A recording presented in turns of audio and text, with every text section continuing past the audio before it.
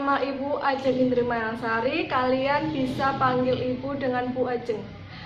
Sebelum memulai pelajaran pada hari ini, alangkah baiknya kita berdoa menurut kepercayaan masing-masing. Berdoa dimulai. Berdoa selesai. Sebelum mulai pelajaran, Ibu harap kalian bisa absen di link yang sudah Ibu share di Google Classroom.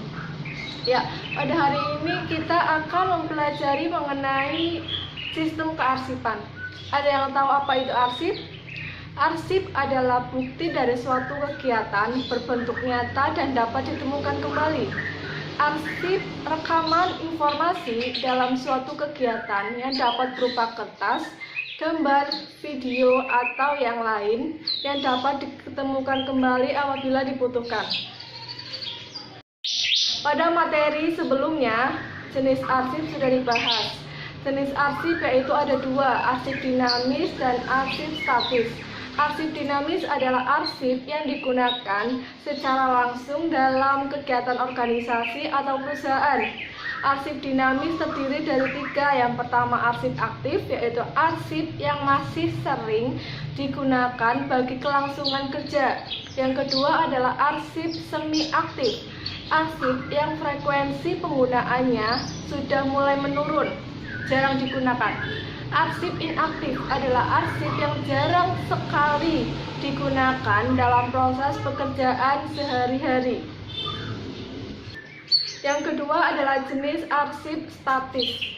Arsip statis adalah arsip yang dihasilkan oleh pencipta arsip karena memiliki nilai guna kesejarahan, sehingga telah habis masa resensinya atau masa berlakunya arsip dan sudah tidak dapat digunakan secara langsung dalam kegiatan perkantoran. Selanjutnya mengenai sistem penyimpanan arsip. Ada yang tahu sistem penyimpanan arsip? Sistem penyimpanan arsip adalah sistem pengelolaan dan penemuan kembali arsip berdasarkan pedoman yang telah dipilih untuk meningkatkan efektivitas dan efisiensi penggunaan waktu, tempat, tenaga, dan biaya. Macam-macam sistem penyimpanan arsip. Yang pertama sistem abjad, yang kedua sistem tanggal, yang ketiga sistem wilayah, dan yang keempat adalah sistem nomor. Yang pertama adalah sistem abjad. Sistem abjad adalah sistem penerimaan, penyusunan, pemeliharaan, dan penemuan kembali arsip atau surat atau warkat dengan menggunakan petunjuk abjad. Abjad yang digunakan adalah huruf pertama dari nama perusahaan atau nama orang. Nama orang atau nama perusahaan yang akan dipergunakan sebagai kode penyimpanan diindeks dan dibuat sesuai urut abjad tersebut. Sebagai contoh, yang pertama PT Maju Makmur. Kode dalam perusahaan tersebut adalah MA atau Maju. Selanjutnya adalah CV Dunia Usaha. Dalam kodenya adalah DU, Dunia. Yang kedua adalah Dani Ramadan. Sistem penyimpanan arsipnya adalah DA. Yang kedua adalah Siti Nurjana. Yang dikode adalah SI atau Siti, seperti itu.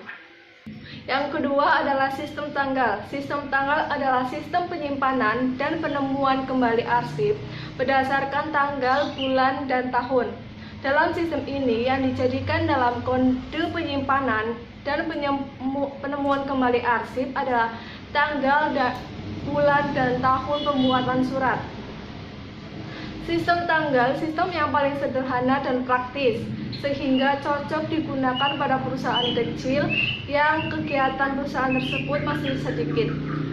Sebagai contoh, yang pertama 24 Maret 2020.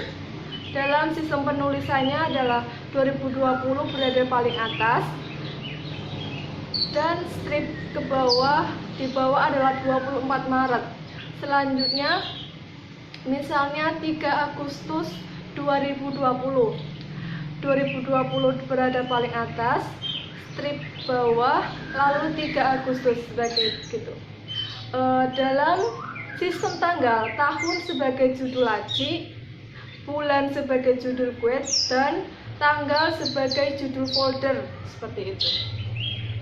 Yang ketiga adalah sistem wilayah. Sistem wilayah adalah sistem penyimpanan dokumen, berkas, dan atau arsip berdasarkan wilayah dari pengirim surat atau wilayah yang mengirimi surat. Sistem wilayah untuk surat masuk dan sudah diproses dengan benar, maka disimpan berdasarkan wilayah asal surat. Untuk surat keluar, disimpan berdasarkan wilayah pihak yang dikirimi surat. Contohnya, Kabupaten Mojokerto, Jawa Timur.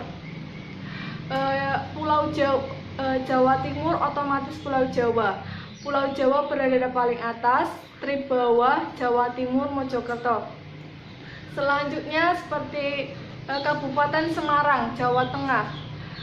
Pulau Jawa berada paling atas, Jawa Tengah, strip Kabupaten Semarang, seperti itu.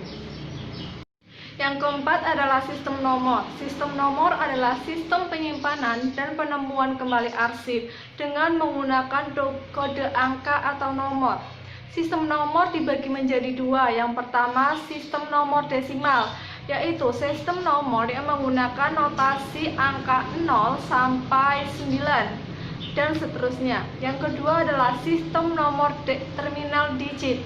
Sistem nomor berdasarkan nomor urut pada buku arsip.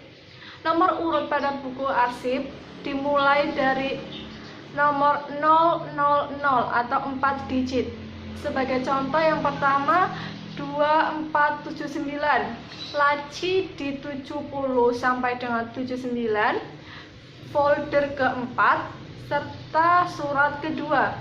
Dalam pembacaan sistem nomor terminal digit dimulai dari bagian belakang, yaitu 79, yang artinya laci 79, seperti itu. Demikian penjelasan dari Ibu. Apabila kurang jelas mohon dimaafkan. Sampai ketemu di pelajaran selanjutnya. Wassalamualaikum warahmatullahi wabarakatuh.